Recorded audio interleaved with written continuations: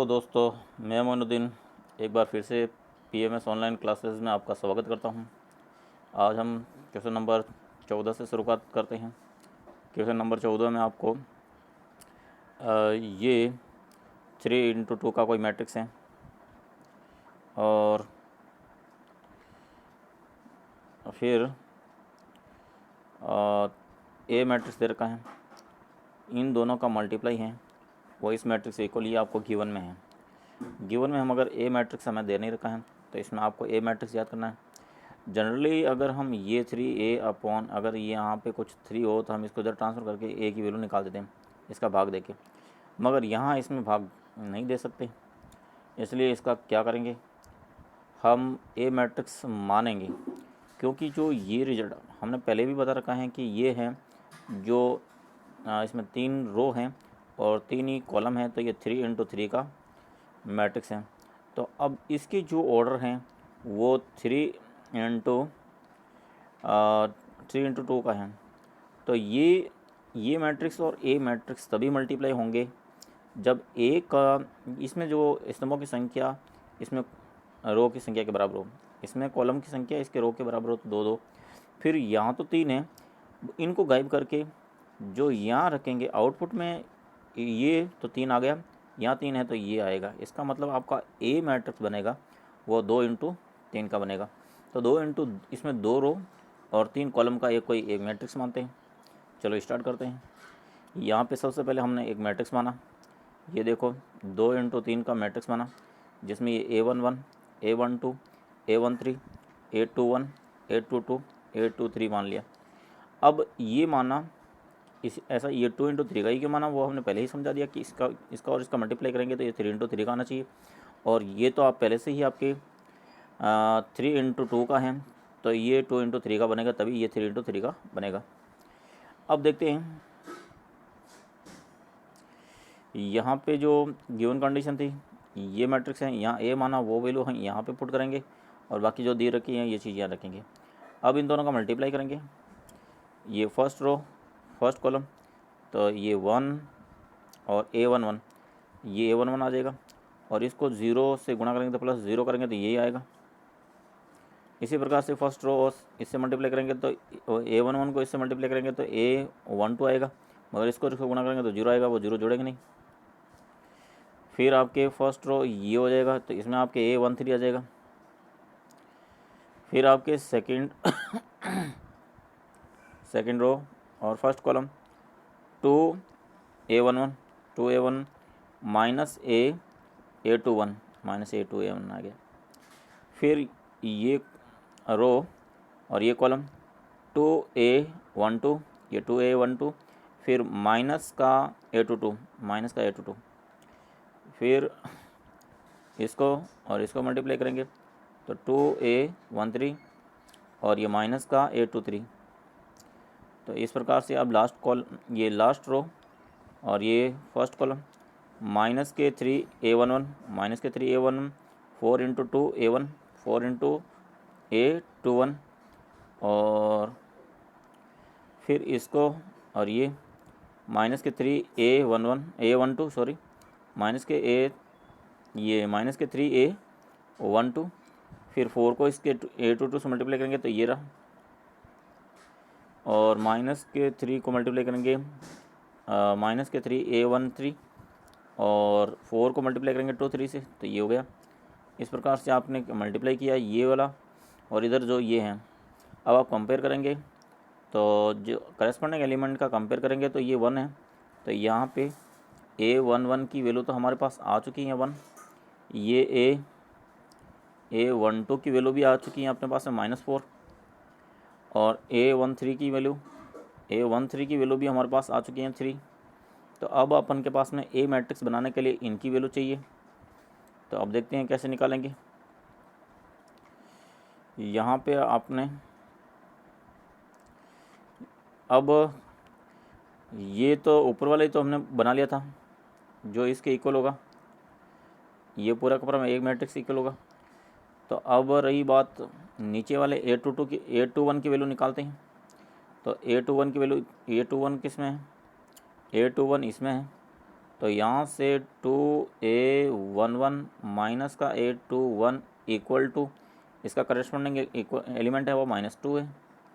और अभी हमने a11 की वैल्यू निकाली थी 1, तो यहाँ पे 1 वैल्यू रखेंगे। 2 into 1 minus a21 equal to minus k 2, ये 2 उधर जाते ही और माइनस हो जाएगा, तो माइनस का a21 इक्वल टू -2, तो ये माइनस के 4, माइनस से माइनस कैंसिल हो गया, तो a21 आ गया आपके 4, तो इसकी यहाँ पे वैल्यू आ गई 4। अब हमें निकालना वैल्यू a22 की। a22 की वैल्यू किससे निकलेगी, इसे निकालेंगे। ये देखो a12 माइनस a22 ये इक्वल किसके, माइनस के 10 के। यहाँ a12 की वैल्यू अपने पास में मालूम है, यहाँ पे 12 की वैल्यू आई थी 4, तो अगर मैं यहाँ पे वापस लिखता हूँ, ये जो चाहे आप इसमें वैल्यू रखो चाहे अपने पास में, यहाँ पे एक और वैल्यू है, इन दोनों में से किसी से निकालो, रिजल्ट सेम आएगा। इनको कंपेयर करेंगे तो ये -10 और इनको कंपेयर करेंगे तो ये 20 आएगा। तो वैल्यू रखते हैं यहाँ पे पहले, तो ये 2a12 minus a22 equal to minus के 10, यहाँ 12 की वैल्यू थी वो माइनस के 4, तो यहाँ 2 इंटू -4 यहाँ रखेंगे और minus a22 equal to minus के 10, ये मल्टीप्लाई होकर माइनस के 8 होगा, उसको उधर ट्रांसफर करेंगे तो प्लस हो जाएगा। इस प्रकार से आपके माइनस के a और 2 यहाँ 1 की वैल्यू ये हमने निकाल दी थी a की वैल्यू। अब यहाँ a22 यहाँ a22 आ जाएगा, a22 इक्वल टू ये 8 उधर जाएगा तो -10 + 8 हो जाएगा, तो 10 में से 8 जाएगा तो यहाँ माइनस के 2 बचेगा। ये 1 से 1 ये माइनस से माइनस कैंसिल करेंगे, तो आपके जो a22 की वैल्यू आएगी वो 2 आएगी, यानी इसका जो ये रहा a का मान, ये सबसे पहले हम ये निकाल चुके थे, ये अभी मैंने निकाला था और ये 2 आ चुका है। लास्ट एलिमेंट निकालना है। अब लास्ट एलिमेंट के लिए चाहे तो आप इसको कंपेयर कर लीजिए इस 6 से, या इसको कंपेयर कर लीजिए -9 से, क्योंकि 2 3 निकालना है। तो हम यहाँ पे 2a13 माइनस का a23 इसको कंपेयर करते हैं 6 से, और यहाँ a13 की वैल्यू पहले से ही अपने पास मौजूद है, वो 3 आई हुई थी, तो यहाँ 3 रखेंगे, तो 2 into 3 minus a23 equal to 6, यहाँ पे भी 6 है, उधर जाएगा तो आपके ये माइनस का a22 ये 6 उधर जाएगा तो प्लस हो जाएगा, ये सॉरी माइनस हो जाएगा, ये 6 है, ये उधर जाते माइनस के 6, 6 - 6 0 हो जाएगा, तो इसका मतलब आपके a23 आया वो 0 आया, तो ये देखो 0 आ गया। तो इस प्रकार से करस्पॉन्डिंग एलिमेंट को हम कंपेयर करके वैल्यू निकाल देंगे। तो आगे बढ़ते हैं, क्वेश्चन नंबर 15 ले रहे हैं। क्वेश्चन नंबर 15 में आपको एक मैट्रिक्स दे रखा है, ये a मैट्रिक्स दे रखा है, और सिद्ध कीजिए कि आपके a की पावर n इक्वल टू ये होता है, यानी पावर होती हैं वो थीटा में चली जाती हैं। इसको सिद्ध करने के लिए सबसे पहले हम a मैट्रिक्स लेते हैं, ये अपना a मैट्रिक्स है, फिर a इसको निकालते हैं, a इंटू ए करते हैं, a इंटू ए करेंगे तो फर्स्ट रो ये फर्स्ट कॉलम मल्टीप्लाई करेंगे, तो कोस स्क्वायर अल्फ़ा, ये साइन और minus k sine square alpha, और इसी प्रकार से first row second column cos alpha sine alpha plus sine alpha cos alpha, ये आ गया। अब ये second row first column minus k sine alpha cos alpha, ये minus k sine alpha cos alpha, ये cos alpha minus k sine alpha minus k cos alpha sine alpha, तो इस प्रकार से ये वैल्यू आ गई। और ये सेकेंड रो और second column minus k sine alpha minus k sine square cos alpha और कोस अल्फ़ा प्लस के कोस स्क्वायर अल्फ़ा।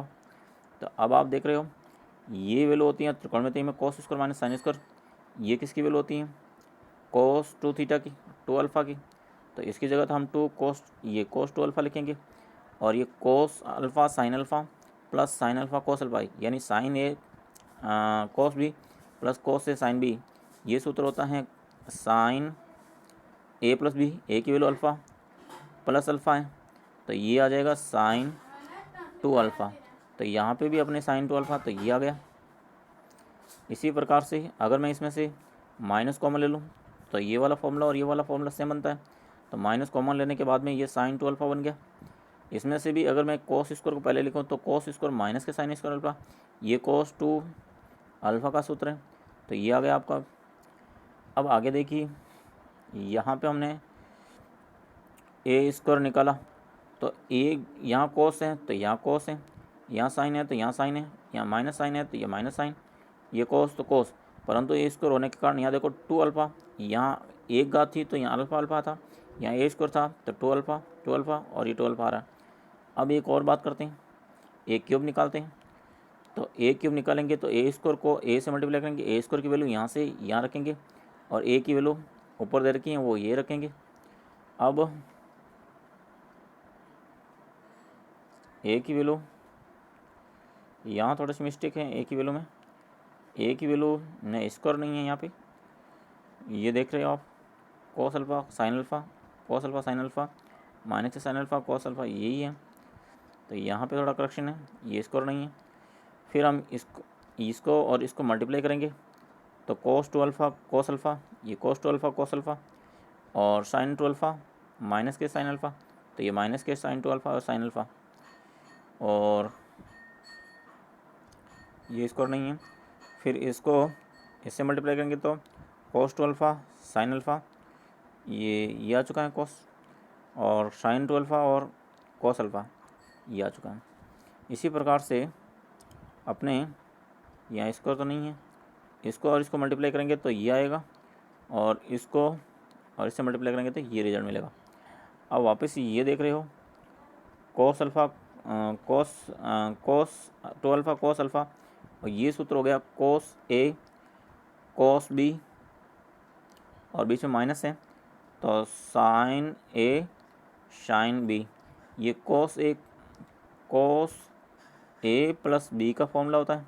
ए की जगह तो हो गया आपकी 2 अल्फ़ा और बी की जगह हो गया अल्फ़ा, तो 2 अल्फ़ा प्लस अल्फ़ा मिलके 3 अल्फ़ा हो जाएगा। तो इस पूरे रिजल्ट का मान हो जाएगा कोस 3 अल्फ़ा। तो ये हम यहाँ रखेंगे कोस 3 अल्फ़ा।